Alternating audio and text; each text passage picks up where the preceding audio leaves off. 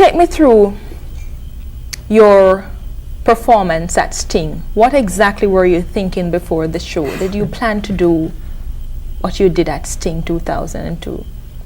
Sting was on the year before I reached Sting and whatever go on at Sting. Did you watch the kids program a while ago?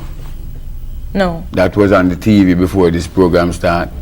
What in the kids program? No. What happened? All the kids was crying for peace.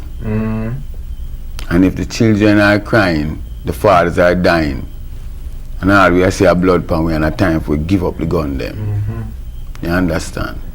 I don't really have to come out to come give up a gun to make a performance because I am Mr. Spontaneous.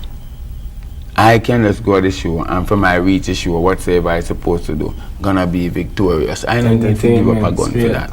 Did you think about giving up the guns before you touched the stage? Or was it a spontaneous reaction as you said? No, really, when we go over them plan to give up no gun, we just decide so right now, a legal gun is in position.